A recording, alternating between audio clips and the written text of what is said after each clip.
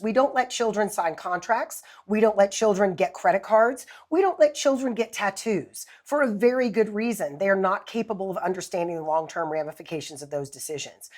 Unfortunately, for people who are hoping to use the courts to sort of inflict their will when it comes to either gender ideology, I think they're going to lose. In fact, Hamas purposely builds their facilities under schools, under mosques, under hospitals, because they want Palestinians to die. Because the more Palestinians that die, the more protests there are in the United States. We build rockets to protect our civilians. Hamas uses civilians to protect its rockets. You never heard about Paul Newman and Joan Woodward. They were married for 50 years. He started a camp. It was originally called the Hole in the Wall Camp. It's now called Serious Fun. And it's for children and their families where the child is facing some kind of serious illness. Their daughter, Clea, took it over, and the one camp he started, and this is summer camp season, is now 30 camps in over 19 countries.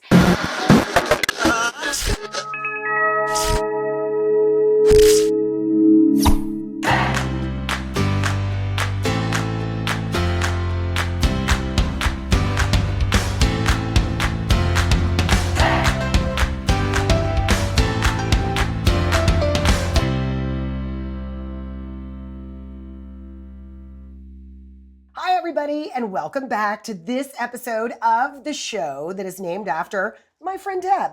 And my friend Mandy. So this is the Mandy and Deb Show. And today, boy, do we have some hot topics to talk about. Yes, but we do. Obviously, there's some things going on. Yeah, there a are. few things going on. Yeah, and before we jump into that, by the way, we always want you to go ahead and subscribe, that button right down there. Follow us on our social media. On Facebook, it is Mandy and Deb, because we're fancy. But yes, we are going to talk about several things. We're going to obviously talk about what's going on in the Middle East.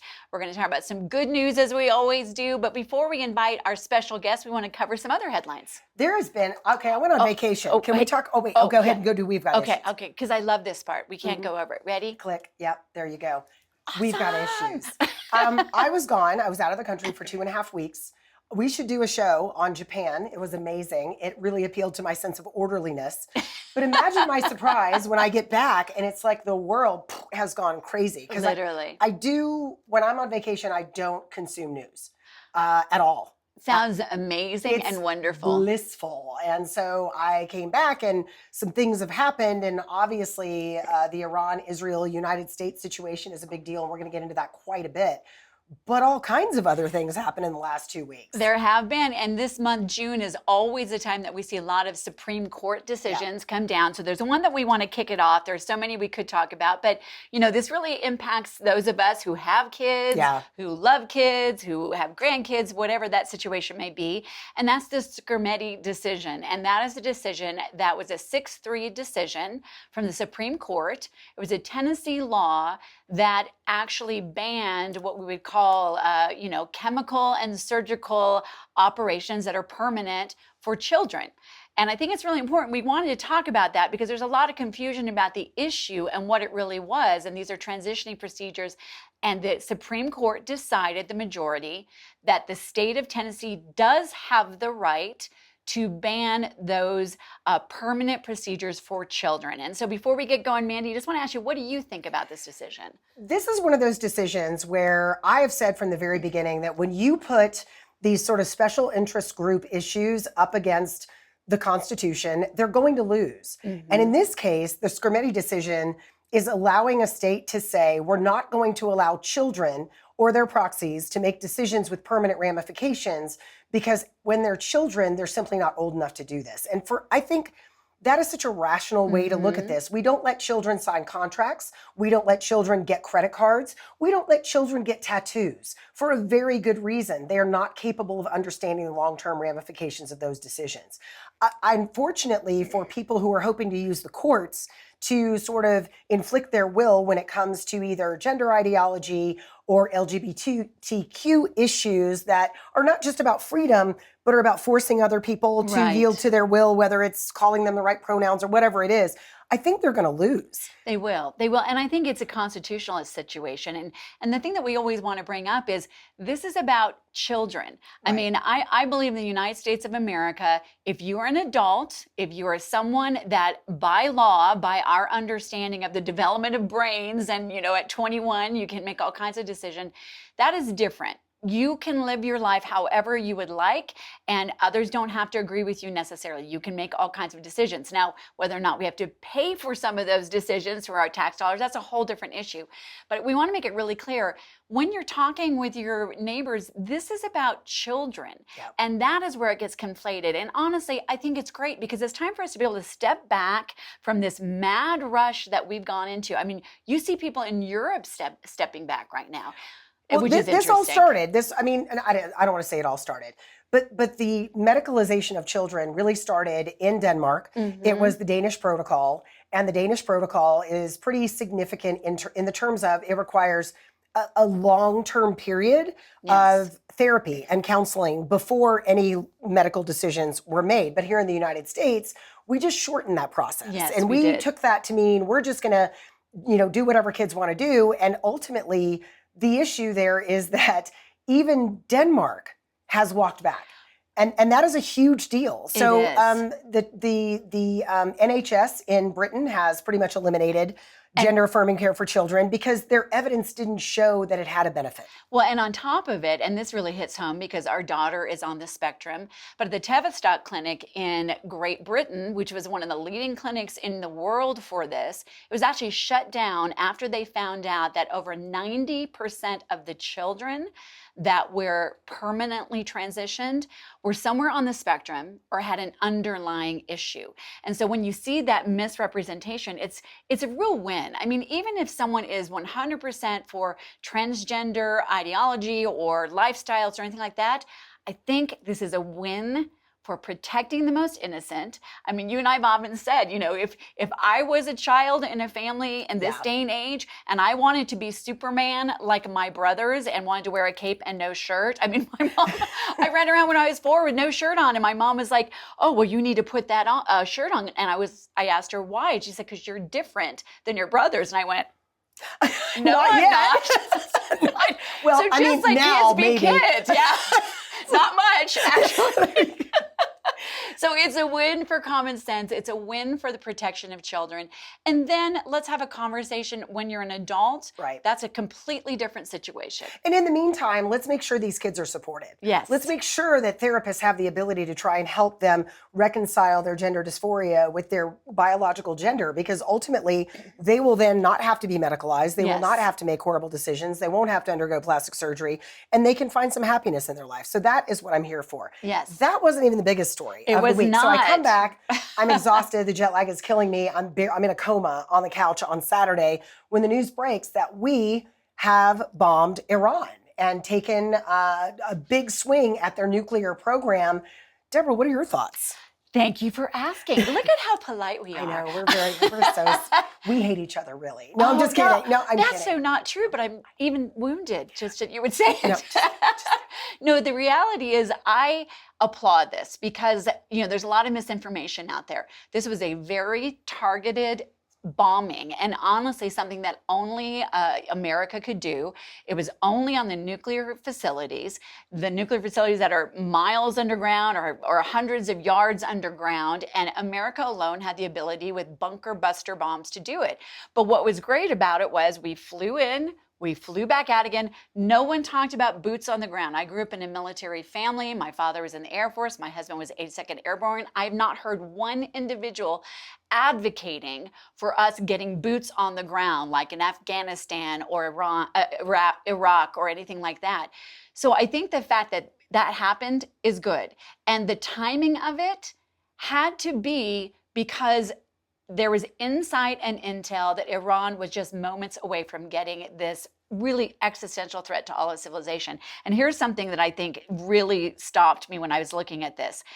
If Iran was allowed to get one nuclear weapon, and by the way, this should not be partisan. The presidential candidates or presidents of both parties over the last several decades have said Iran cannot have a nuclear weapon because they would use it with their terrorist proxies. But the time going from 1 nuclear weapon to 20 nuclear weapons is only 3 months. So it had to be started before it even began. But what do you think about it? I have a much more complicated response to this. And I want to start by saying I am super glad that these Iranian nuclear sites were bombed. I'm not as glad that it was us that bombed them. And here's my conflict. I am old enough to remember when we were all watching Colin Powell at the UN, where he told us that Iraq has WMDs and they had the charts and the graphs and the everything. And we all know how that turned out. And we can have a conversation about gas, weapons, and things of that nature, but we're thinking about nukes when we talk about weapons of mass destruction. I agree with you wholly that Iran cannot have a nuclear weapon, but it struck me as, oh no, what happens next? Now that's tempered by the thought and the feeling that I really believe that for all of his faults, whatever you may think about Donald Trump, I believe he is the most anti-war president we have ever had in the modern era, ever, hands down. I do not think he is interested in getting into a long-term or any kind of lengthy entanglement. I think he views war as a stupid waste of people, of treasure, of everything else. And he really thinks it's just dumb. And you can see that from his comments over the last few days. As we record this, there is a ceasefire in place. And here's where I get even more conflicted. I don't like the ceasefire. I want Israel to be able to go in and finish what needs to be finished. I had a conversation on my show recently with a war historian who said the attacks of October 7th absolutely led and will lead and were destined to lead to war with Iran, with Israel, because the head of the snake, the core of the issue is Iran. And we've seen it over and over and over again, where Israel is forced into these ceasefires. It gives the enemy time to rearm, re-up, and just, recharge. It has to stop. And so there's my conflict. I mean, it's like, I don't want us to do it, but I am Israel's biggest cheerleader to go finish the job, take care of business, and end this once and for all. Well, and I think that's a good point. But I think what's interesting is Israel's already done almost all the work. I mean, they went in, they stopped basically all of the ballistic missiles that were being barraged at citizens and civilians in Israel versus what Israel has always done in a very targeted fashion. But I think what's interesting is that no one's necessarily saying that Israel cannot continue to defend itself against Hamas and all of that. I honestly think now the next step should be put the sanctions now back in place in Iran. The reason why Iran got to this point was because despite all of the other leaders of our country who've said that they cannot have a weapon, they were not only released to continue it, we stopped our sanctions, which then allowed them to have hundreds of millions of dollars to fund this. And last time we had our sanctions in place, the Iranians themselves actually almost overthrew the government. But it's time to get to the personal story too. Yes. Yeah, okay. Yes, because I mean, there's a lot of like military Yes. talk and there's a lot of policy, Yes. but something that has been getting lost, and Deb and I both feel really strongly about this, is the voices of the people who are living through this. And Yes. there's a lot of a lot of focus on the people in Gaza and things of that nature. But I am the auntie to a family in Tel Aviv, and their children are growing up in a bomb shelter. Yes. And you may not realize that Israel, the country, has built an app that tells you when the bombs are coming in. So you have to think about that. We live in Colorado. What if Jared Polis said tomorrow, hey, we've created an app so you guys will know when Mexico is firing missiles at Colorado? It would be an appalling experience for us. And yet Israelis are like, great, now I know when I need to go to the bomb shelter. Yeah, 100%. And I think that's part of what needs to come into this conversation and why we're so grateful for our next guest. Yes. Because we can talk about numbers. We can talk about the 1,200 people that were murdered brutally by Hamas on October 7th, the 250 hostages that were taken on that day, women, children, civilians. But until we understand the personal story, I think it's easy just to look at it as something that happens over there on a risk board. So what we have, and what we're so excited about is we've got a great guest joining us, and that is Rich Sokol. He is a dear friend. He is someone who's lived in Israel. He's a patriotic American. He has been a huge voice for also Israel-American relationships and speaking up for the hostages as well. So Rich, thank you so much for joining us. Hey, it's great to be with you. I just, I'm, bemoaning the fact that both of you are married because I listen to your show. I know that. I'm married too, but I was willing to talk to my wife to see if we could get something going here, but we'll leave that for another time. Oh, you sweet I was talker, gonna say, you. did Rick just make us shiksas? Is that what just happened? Like, there you go. And your wife is an amazing woman. We had the privilege of walking together I think it was last week for the Run for Their Lives to remember the hostages. So that's very kind of you, Rich. Jumping right into that, you have lived in Israel. Your daughter was in Israel on October 7th. And I think it would be really great for our viewers to kind of hear, what is that like personally for the people that are living there and then as a parent? Right. So thanks, guys. So I'll just tell you about my personal family. My brother and my sister-in-law live in Jerusalem. I have numerous nieces and nephews in Israel. And one of my Israeli nephews has been living here in Denver with us for the past year. So it's been very, very tough because my sister-in-law, my brother and sister-in-law live with her mom. She's 94 years old. She has Alzheimer's. They live on the top floor of their building. And as you said, every time there's an alert, they have to try and get her down to the bomb shelter. They don't have one in their apartment. There's one in the building for the entire building. And sometimes they don't have enough time to get her down. So what they decided to do is every night during the war with Iran, they were sleeping in the bomb shelter. Because, of course, Iran generally sent their missiles at 3 a.m. in the morning, to keep everyone up all night. So they literally had a blanket. She slept in her wheelchair. They slept on the floor with the other people in their building. And it's not a very nice spot. It's probably about the size of your studio. And there was anywhere from 10 to 12 of them in that space sleeping on the floor. Rich, I want to take 1 second just to point something out. Israel protects its people by building bomb shelters under every building. Yes. There are bomb shelters everywhere.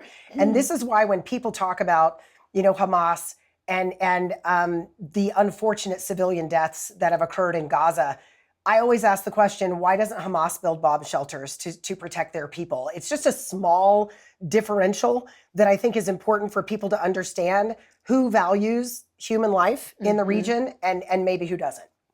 Right. So exactly to your point, Mandy, that remember, Hamas has hundreds of miles of tunnels underneath Gaza, hundreds of miles, more than the entire New York City subway system. And yet only the terrorists can access those tunnels and they're safe. Hamas does not let any civilians into the tunnels, even when Israel is bombing some of the facilities. And in fact, Hamas purposely builds their facilities under schools, under mosques, under hospitals, because they want Palestinians to die. Because the more Palestinians that die, the more protests there are in the United States. So there's a famous saying that I think will resonate with you guys. Benjamin Netanyahu, the leader of Israel, says, "We build rockets to protect our civilians.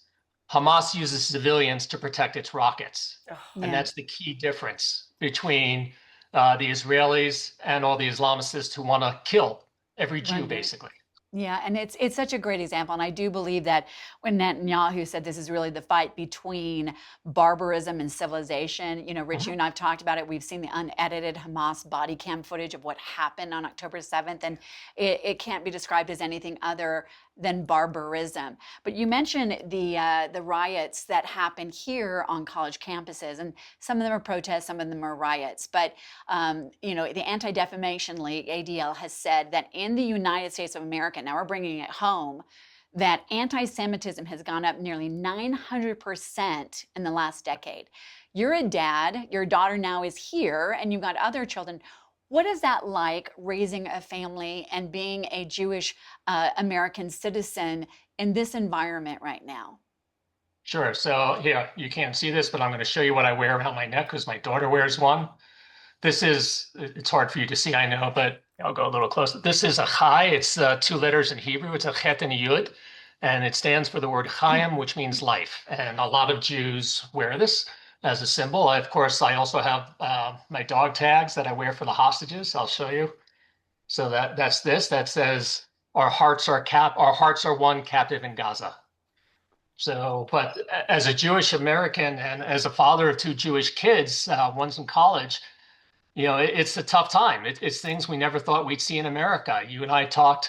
My daughter went to Philadelphia by herself last week for a Jewish camp, a Jewish leadership seminar, and we talked about, she wears a Star of David, and we talked about, should she take her Star of David off, because we don't want anyone to know that she's Jewish, even in the airport, because there could be some guy who sees that she's Jewish and she's an easy target. We have to worry about things like that. Deb, you and I walked in Boulder, the same place where the Egyptian nationalist terrorists threw Molotov cocktails at old people. 3 are still hospitalized with severe burns. I honestly, I don't know how they could still be alive. Their bodies were on fire, and these were 3 people in their 80s. And they've had many surgeries, and they have many surgeries yet ahead of them. People do crazy things and they want to hurt Jews. So I, as a dad, I, as a Jewish American, I always have to be alert. Everywhere we go now, when I walk to synagogue, when I join the walk, all of us are looking around all the time when we're at a public Jewish event to make, just to be aware of our surroundings. So we live with that fear. And it's a hell of a thing to do. And it's something I never thought would happen in America, but here we are. Rich, I would like to ask you to share, because I'm curious. I can't even imagine what it would be like to be a parent on October 7th, to start hearing the news when your child is in Israel. Tell me what that day was like for you. Yeah, that wasn't a good day, Mandy. Obviously, we were glued to the news. It came on a Jewish holiday, specifically, that when Hamas attacked, because they knew Israel would be at its weakest. And the good news is, the phone lines were jammed. For a while, it was actually hard to get through. Everyone obviously is calling their kids and their family in Israel. So the good news is we were able to get through. We knew she was safe. My daughter's school was actually closed. So she has a dorm room, and then there was the school campus. They immediately closed the school, and they told all the kids that they had to stay in their dorm 24/7, and they brought the teachers to the dorm. And that's where she learned until they were able to come out. The day I was really scared, though, it wasn't Hamas. It was the day Iran attacked. Remember, Iran on 2 different dates sent ballistic missiles into Israel. That scared the crap out of me. And I remember I was so mad because my daughter was actually on a field trip with her school. They were in the middle of the desert, but the government said, okay, we're under attack. Everyone has to get home and into their shelter. So they left being in the middle of nowhere in the desert to head back to Jerusalem, which was being fired upon. Wow. So I was like, what are you guys doing? Yeah. But thank God they parked under a bridge, and she watched what they call the fireworks overhead as all the missiles came in, and the interceptors, thank God, intercepted them. Yeah. I'm really glad you asked that, Mandy, because I just hope everybody watching takes a moment to think about, how would I feel if, as a Christian, I wear a cross sometimes, if I had to think about, well, my kids can't wear that. Or somebody who wants to wear a pride flag. What if that really was something where somebody might throw a Molotov cocktail at you? Because this is where it's really happening in our country right now. You mentioned, obviously, what happened in Boulder. It happened in DC. 2 young people that in the prime of their lives about to get engaged were just leaving an event, by the way, where they were going to talk with others from around the world about how to help the refugees and the crisis in Gaza. So I appreciate you sharing that. We talked about the situation now with the bombing. Obviously, Iran, it was time because Iran was on the verge of a nuclear weapon. Israel went in and did a lot of work, and then the U.S. got involved with the bunker busters, just targeted at those nuclear facilities. Can you tell us what your thoughts about it with the perspective that you have? I was jumping for joy. This was, a dream come true. Israel has always said that Israel will protect itself. I think the deal they have with the United States is a great deal, and I wish every other country would say this. Israel basically says, we will sacrifice our soldiers, our boots on the ground, and our blood. Please just give us the weapons to finish the job. Wouldn't it be great if every country said that to us? So it's Israeli blood that is shed to take out a common enemy. Remember, in Iran, they chant death to Israel, death to America, and they're trying to get a nuclear weapon. I don't understand how anyone could be opposed to this, because this was not only a mortal threat to Israel, it was a mortal threat to you, me, and everyone else we know here in America. Yeah. So thank God for what Israel did. No matter what you think about Donald Trump, he will always have a huge place in my heart for having the courage to step up and to do this.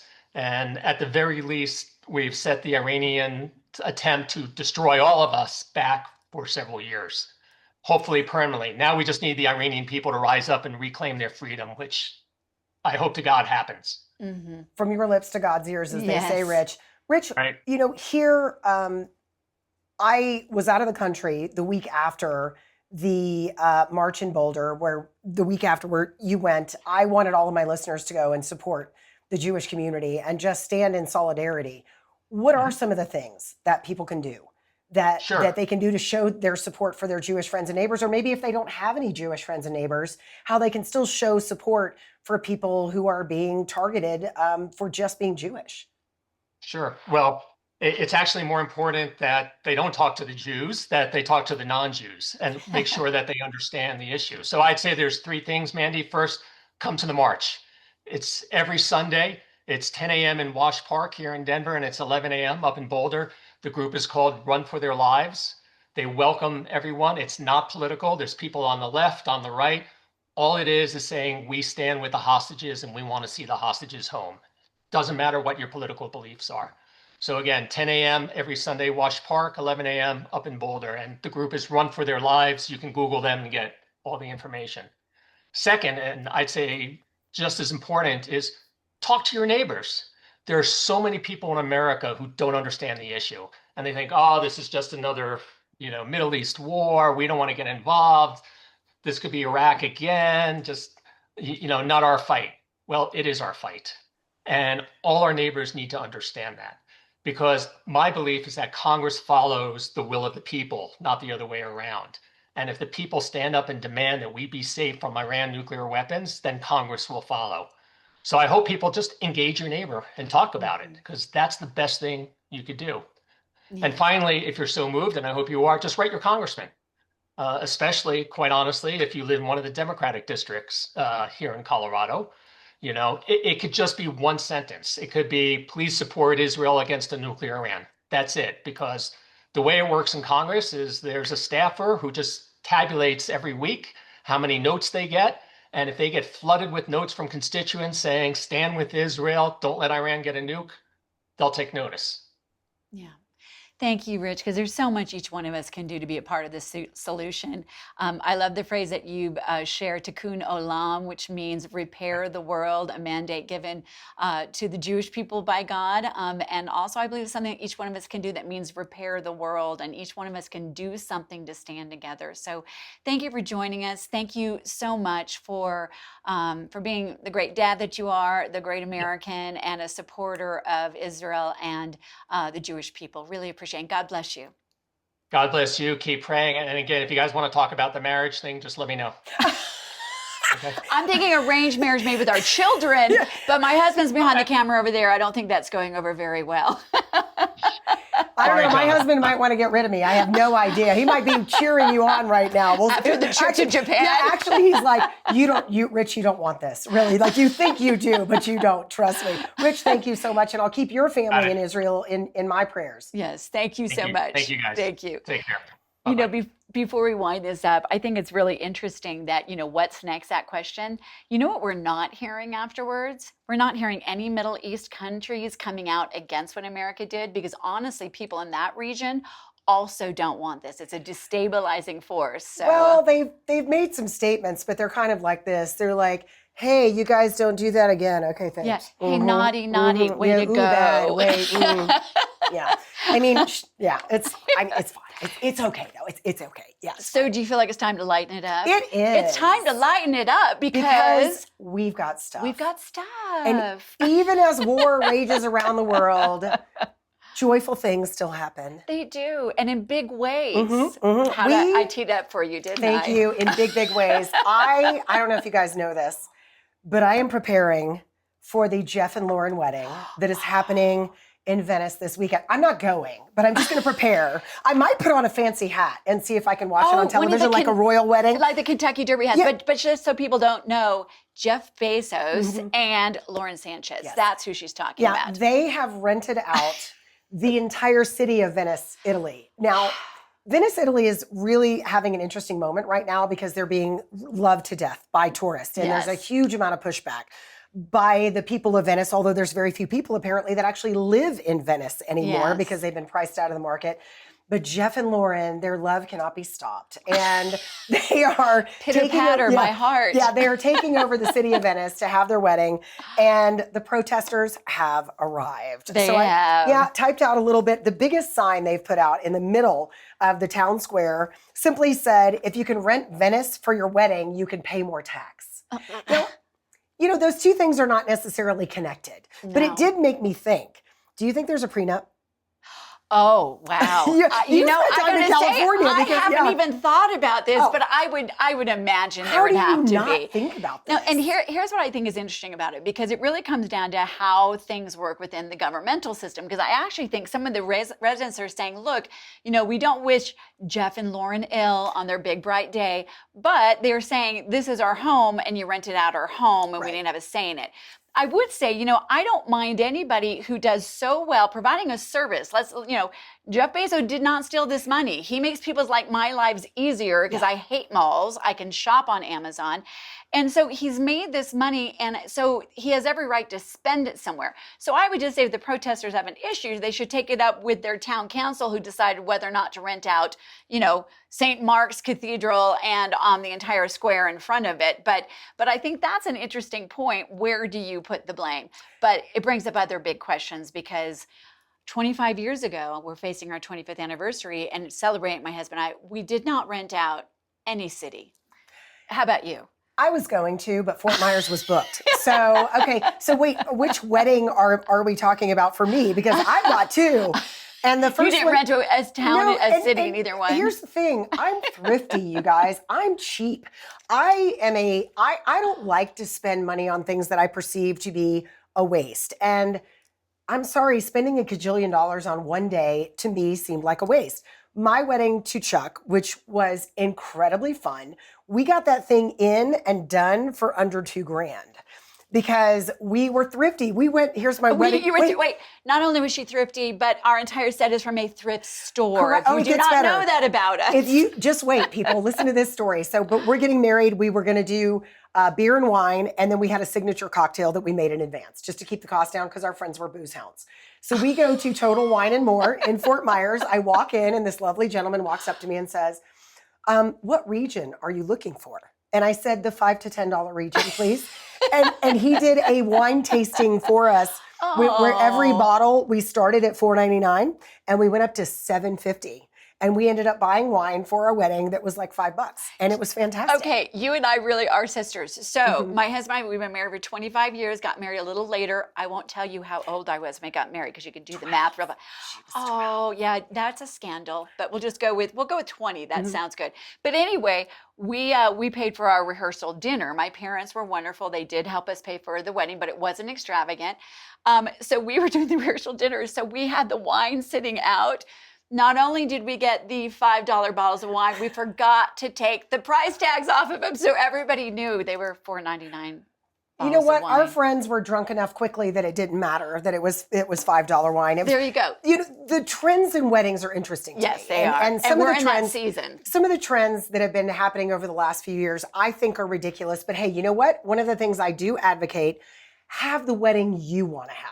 Absolutely. Do the things you want to do. It is your wedding. It is your day, but don't go insane. So I looked up the top wedding trends of 2025, just in case. You were thinking about doing it again, maybe a renewal of vows. Maybe, yes, but that's going to be probably the $20 bottle. Number one heartened me. Okay. Number one, reduced guest counts.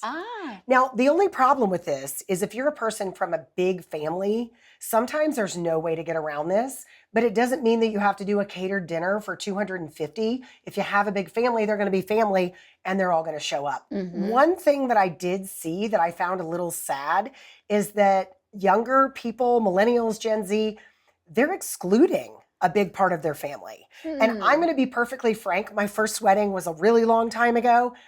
There were people there. I have no idea who they were at this point in my life, but you know who was there? My family. Yes. And the family being at a wedding, in my view, in the long term, is more valuable than not. So are they excluding members of the family for size, or is it because we have people on other women's talk shows, not ours, saying it's okay to disown your family if they voted differently? So I hope that's not what it is. I mean, it might be some of it. That wasn't what I read, but it could be. If you're looking to go super fancy, floor to ceiling decor. So now it's not enough to just have flowers. It's not enough to have tablecloths. You have to dress up the wall and maybe part of the ceiling in order to be Instagram ready, which I think is absurd. Although I was at the Breakers Hotel one time. I wasn't staying there. I couldn't afford it. I was doing a tour with something else. And I walked into a room where they were doing a wedding. It was not a super large room, maybe held 100 people. And the entire room, all the walls and the ceiling were covered with roses.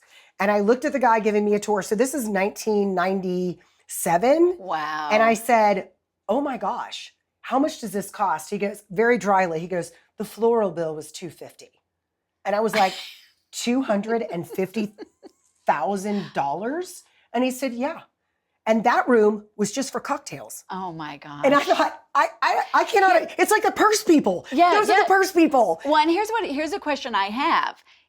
And I did go to a pretty wealthy school. I went to SMU, by the way, on a complete scholarship, had no idea, President's Scholarship, Music Scholarship, had no idea how wealthy the folks were that I pulled in next to, the Porsche. In your beater car. And my Datsun 310 that went from 0 to 50 in about 25 minutes. Mm-hmm. But anyway, what I realized was a lot of the expense that was being made for them, whether it was a debutante ball or it was their birthday or even a couple of those weddings I went to, it was really for the parents to show off their wealth.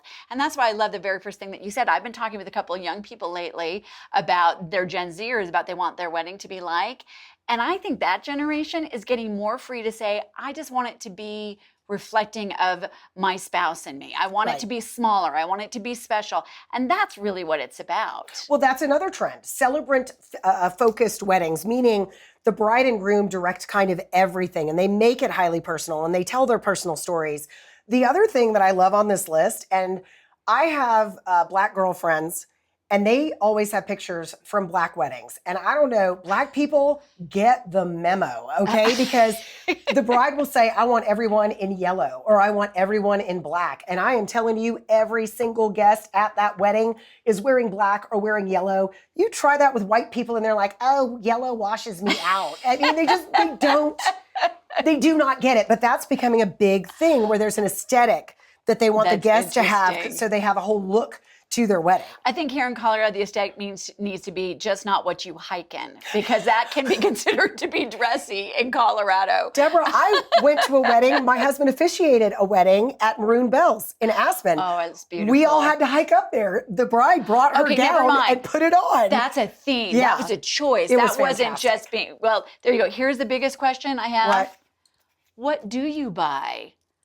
Jeff and Lauren. What do you buy them? I think it's one of those $400,000 purses. Just saying. I got a suggestion on my ex feed at Mandy Connell, and I thought it was brilliant. A beautiful sketch of Mark Zuckerberg looking down Lauren Sanchez's shirt at the inauguration. Oh, the most famous photo from the inauguration is Mark Zuckerberg just, there you go. Staring There's a competition going on with the billionaires. But I will say this, to give them credit, I do not know, Jeff and Lauren. They did just ask for donations. No, they just said no gifts. No gifts. Yeah, no gifts, just donations. Hopefully they don't check how much it would be. Well, I mean, we're a $50 Amazon card. Whatever you want to do is fine. Oh, I like that. That would have been good. Okay, moving on to the final topic. We have good news. And it's not just that Jeff and Lauren actually moved their wedding, by the way, to a less populated area of Venice. But Mazel tov, by the way, Jeff and Lauren. We're excited for you. Absolutely. I hope it lasts forever. This is the segment where we talk about the good news. And by the way, we want to hear from you. We want to hear your suggestions. Go to, on Facebook, Mandy and Deb. That's an ampersand, really fancy, Mandy ampersand Deb. And share some good news stories. But we like to kick it off because there is a lot of good that goes on that we don't talk about. So, Mandy, take it away. What's your good news story? This is a weird good news story. And you're just going to have to go with me for just a second. We've heard a lot about how if we crack down on illegal immigrants, no one will work these jobs, and therefore our tomatoes are going to rot in the field, and we're not going to have anyone to clean our houses or do yard work or whatever it is that people rely on the depressed wages of illegal immigrants to do. Well, there is a meat packing plant in Nebraska that is currently about to fully open. It's partially open now. Now, you might not think about meat packing as an industry that you might want to work in. Or good news. Correct. But this is called Sustainable Beef LLC. That's the name of the company. And it was actually started by ranchers in the area. Because what many Americans don't know is there are 3 meatpacking companies that essentially control every bit of beef that comes through the country. So a bunch of cattle ranchers got together and said, we can do better. Yeah. We can just do better than this. And here's what they've done better to start with. They've created a fully modern facility with ergonomic workstations. They don't work 24 hours a day because they want to be family friendly. They offer a 401k for people. They offer paid vacation from the first moment you start. They offer incredible healthcare benefits, and they offer good pay, especially for the area that they're in. That's great. Guess who's working in a meatpacking plant now? Something that has traditionally been done by illegal immigrants. Americans. Now, this part is kind of interesting. Most of the people on the actual processing side are of Mexican descent. They're citizens, but they're of Mexican descent because Americans haven't done those jobs in so long that they want to hire experienced people. But when you pay people and you offer them benefits and you recognize that they want to be at home with their kids and be able to go to a baseball game in the evening, guess who comes and applies for the jobs? And I think stories like this are very good news. Oh, I think they are, because I really do believe that the private sector is where most of the answers are. If we just pull back some of the regulation that makes it so hard, let them know that this is what people want, to have a living wage and all of that. And the other thing I would say, by the way, when people talk about all the jobs that, illegal immigrants will do, there's a solution, by the way, for even some of this work or agricultural, just a red card, secure our borders so we don't have people like the Molotov cocktail bomber in Boulder, and then have an actual worker permit that is humane for everybody. Now, that's not my good news. My good news comes from, we always hear so many bad things out of Hollywood all the time that whenever I hear a good story, I want to share it. You just want to represent your people, your former people. Oh, they're really not my people. Deborah, I'm a the recovering actress. Yeah, there you go. Yes, you've heard my story enough times. I have heard it, yes. By the way, who grew up in Colorado. Just have to make that really clear. She just lost her mind for a But while. I did. It was temporary insanity. Only temporary. But so my husband and I love watching old movies. We just watched Butch Cassidy and the Sundance Kid, which is amazing. One of my favorite movies of all time, top 10. There we go. So when I saw this story about Paul Newman, he's not with us anymore, but I thought, you know what? I want to share this because, the stories you don't hear about, never heard about Paul Newman and Joan Woodward. They were married for 50 years. And oftentimes, what happens in someone's family is a real, it's a comment on who they are as individuals. So many people know he started his entire line of dressings and pasta sauces. And you'll notice on the label, it says, all profits go to charity. Well, one of the charities that people don't know that it goes to, he started a camp. It was originally called the Hole in the Wall Camp. It's now called Serious Fun. And it's for children and their families where the child is facing some kind of serious illness. Their daughter, Clea, took it over, and the one camp he started, and this is summer camp season, is now 30 camps in over 19 countries. And some of the comments just moved me to tears because they do it for the whole family. Because oftentimes, if one child is sick, it hurts the entire family that the parents have to put all their attention there, all their resources there. This camp is for all of the siblings. And one child said that it was the most fun they had. It gave them hope and the strength to keep fighting their illness. Sorry, I get a little choked up with this. And one parent said it saved their family. And she said, I watched it heal the souls of my children, not just the one who was sick, but the siblings as well, because they just got to have fun and be kids again. And I think, we started talking about the Scarametti decision. This is another one.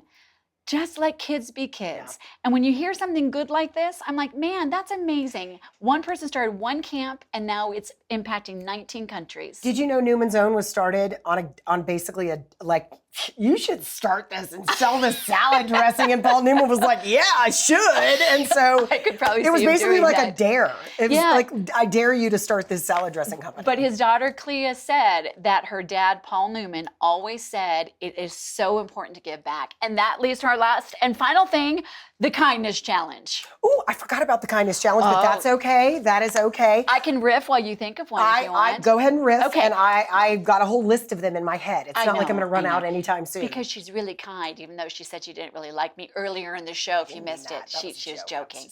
She was joking. So here's my kindness challenge. It kind of goes on with this about children. I think that children are the most innocent amongst us. Oftentimes that is stolen from them at a very young age. But there's so many opportunities to serve that particular demographic.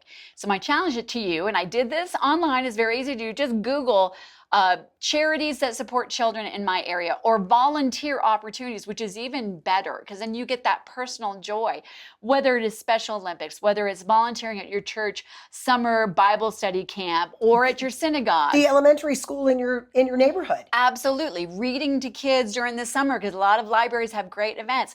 I just encourage you, find a way to interact, first of all, with children, because it just does something good to your heart, and find a way to volunteer. And if you just can't, then donate to something like Serious Fun Camps that were started by Butch Cassidy. Always a good idea. Okay, mine is kind of dopey, but I think it's going to have an immediate impact, and everyone can do this, even if you're not a kid person. Maybe you're not a child person. I am. That was I want to do two things in Colorado, because Colorado has the meanest drivers of anywhere at this point. They're just mean. They're mean on the road. They won't let you in. And whatever happened to the congratulatory, hey, thanks wave. Hey, thank you. Remember the thank you wave in your rearview mirror? That is my challenge. My kindness challenge is two things. Number one, let someone in. Just let someone in, one person this week. And after they do it, give them a little wave so they know it was purposeful. There you go. And maybe spread that so the next time they're in that situation, they will let someone else in, and then we're going to do a little wave. I'm trying to bring the wave back. I like that. And just make sure, by the way, when you do, you keep all your fingers all together. yeah. Because otherwise someone thinks you're giving a different one, and you can't give the pageant wave. You know it. Elbow, elbow, wrist, wrist. There you go. Queen's wave. That's kind of tough then when you're driving. Oh, not for me. I can do it out my car window. Yes. See, you got it down, my friend. Well, that is our show for this go around. Thanks so much for joining us. And once again, subscribe right down there. And tell your friends. Yes. Tell all your friends. Be like, hey, you should see this show because these women are ridiculous, but they talk about interesting and it's things. Fun. Tell your friends, because we Yes. would really appreciate it, and it would help the show grow. Yeah, absolutely. And then follow the other shows also on IITV. They're all great. Very fun way to get information. And do follow us on Facebook as well. It's where we want to hear from you. Mandy, &Deb. Mandy &Deb. That is us. You can say Mandy and Deb. Just use the ampersand. So thanks for joining us. Have a wonderful week, day, whenever you're watching this. Thanks for joining Thanks, us. guys.